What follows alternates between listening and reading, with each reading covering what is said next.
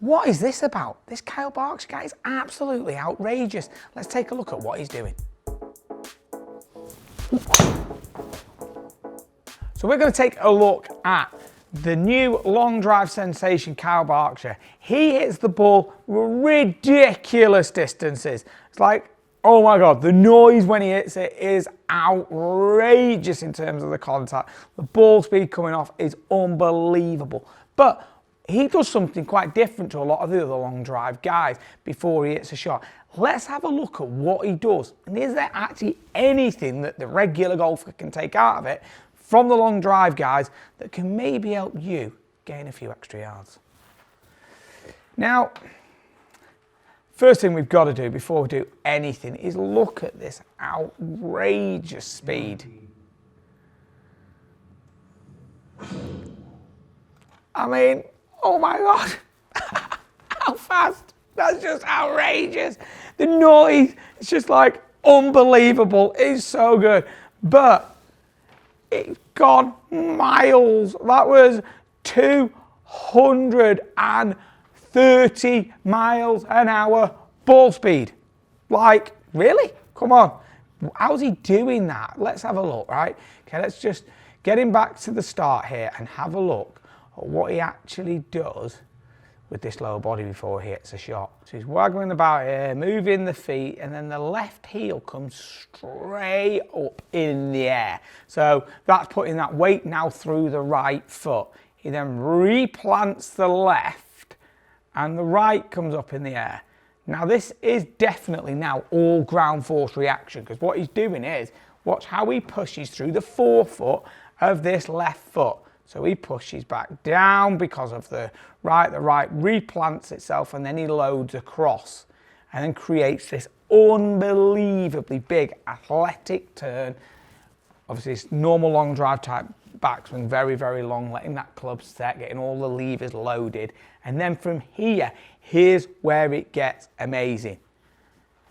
You talk about squat, watch this. There's a squat. And he's pushed really, really aggressively into the forefoot of the left. So he's pushed really aggressive down in this direction here. Now, what this is then going to do is, because he's in there, it allows him to jump backwards. So now we see as that jump happens back, that because it jumps back so aggressively, that left foot's coming off the floor, he's jumping back. But look at how open his body is. I mean, it's ridiculous. This is just before impact. Look where the hips are, and look where the shoulders and the rib cage are. This is unbelievably open. So he's using the ground to create all his power. He's loading the levers ridiculously, and then he's just coming through with so much speed that's why he's jumped so far back over in the direction of the arrows at the end of the follow through from where he started. But if we go back to the start here and we have a look at where that left foot comes straight up in the air, obviously it then pushes down. Then the right comes up, which allows him to push into the left, so then he can load. Then he loads back over to the right now and makes this turn. When we have a look here on the right hand side, this was a standard 2-iron for him, and we can see here that it's not got the stepping move. Actually a much more stock golf swing, more standard.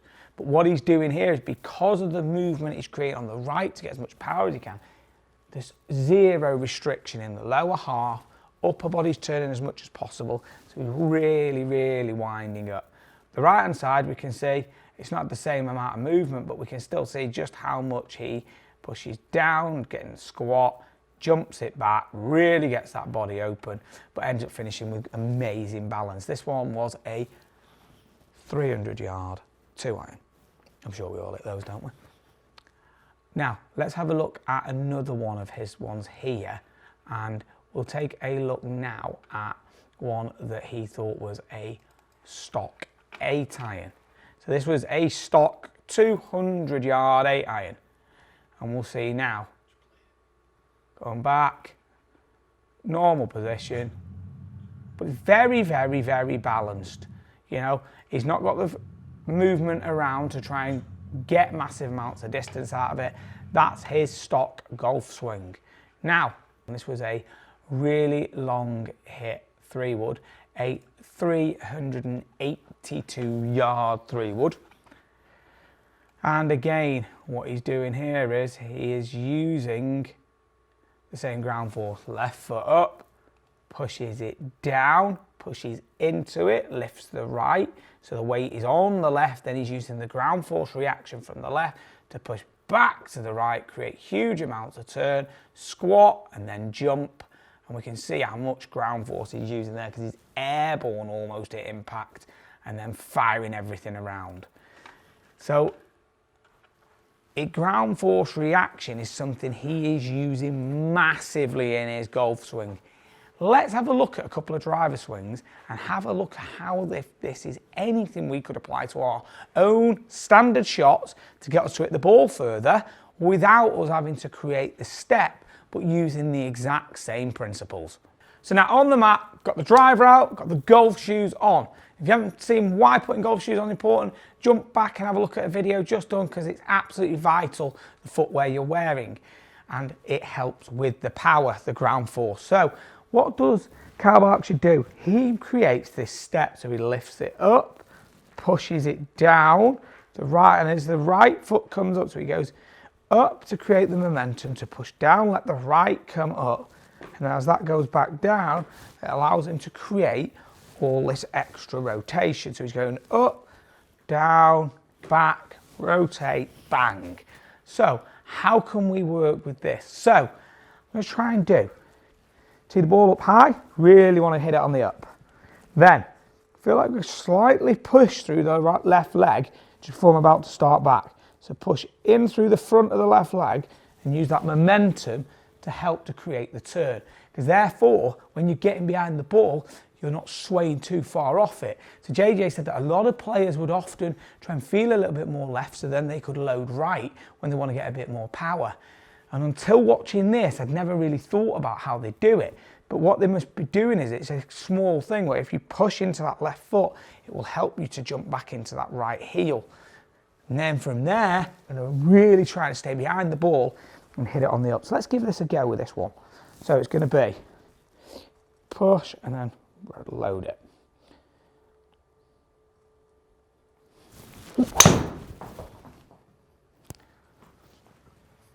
So straight away there is a 104 club speed. It's not my fastest, but it's pretty good. And ball speed at 151, total 280. Let's give it another go. This time I just had a little bit of motion at the start just to help with the feeling.